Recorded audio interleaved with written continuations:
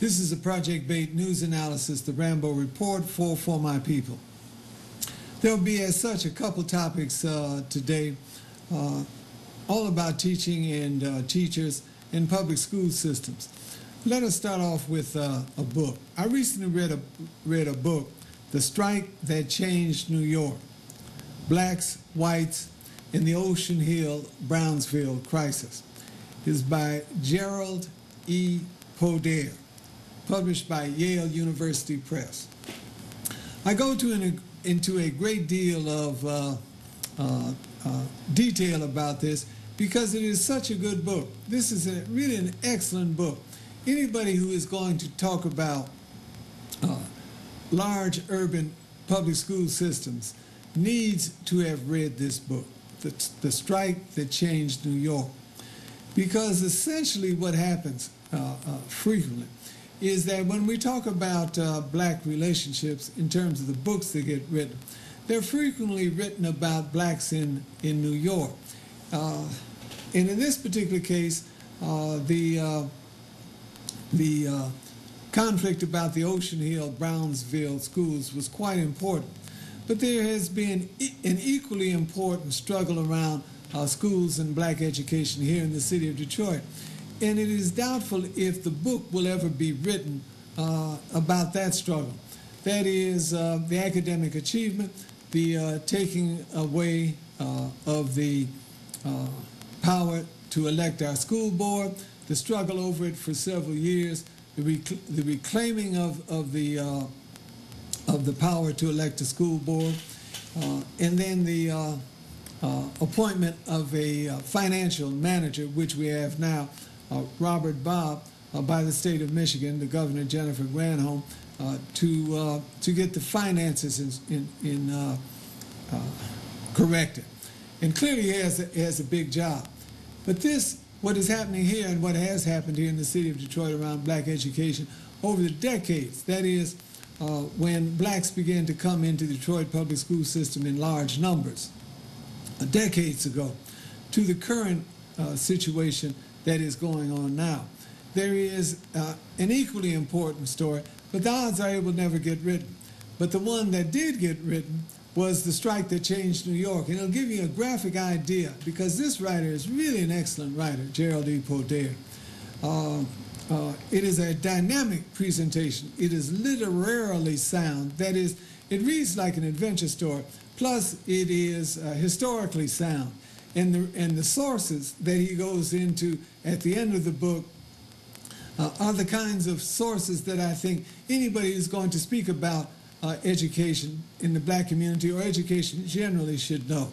So I highly recommend that book. It is in the Detroit Public Library, but you can also buy it online. Now, here recently in the city of Detroit, our financial manager issued ID cards for Detroit Public Schools employees, because in his judgment, several thousand didn't have ID cards, yet they were all drawing checks. So as a control mechanism, he had them all get ID cards, and when they came to pick up their check, they had to show their ID cards. So that now there are pictures in the papers and online of hundreds of teachers and other Detroit school employees lining up to get their checks, which just goes to show what a horrible, what a totally mismanaged school system we've had. Bob has talked about ghost employees and all of the rest. Now, I think a next step is highly recommended, and that is that he asks them to have a resume, show a resume, have a resume on file. You know, we have interns that come in, and every one of them has to turn in a resume. So that we think if you're going to draw a check, even if you're a ghost employee, you should have a resume on file. So that would, I'm sure, cut several hundred off the payroll, ghost employees. And then, of course, wonder of wonders, officials could ask for a job spec or for people who draw checks to list a work site and a supervisor that they have. Because it's one thing to show an ID card and line up, but it's another, and a resume if they have them somewhere, in the school system. But it also is important that they have job specs. So when Robert Bob moves to improve the school system, he still has a ways to go beyond the ID card. We would also recommend a resume, a job spec, I mean a written job spec, a work site, an identified supervisor. And then wonder of wonders, I think he should ask them all to have library cards and then go to the library. Detroit has a good library system, and ask them to get books, particularly teachers in the area that they're teaching. This has been another Rambeau report for my people. If you want more information about Project BAIT, access our website at projectbait.blackgold.net. That's projectbait.blackgold.net. Funding for closed captioning is provided by the Rice Bowl Fresh Asian Cooking, located in the Millender Center in downtown Detroit, on West Grand Boulevard in the New Center area, and in the College Park Shopping Center, located on Southfield Road at Outer Drive. For more information, contact us at 313-963-3200.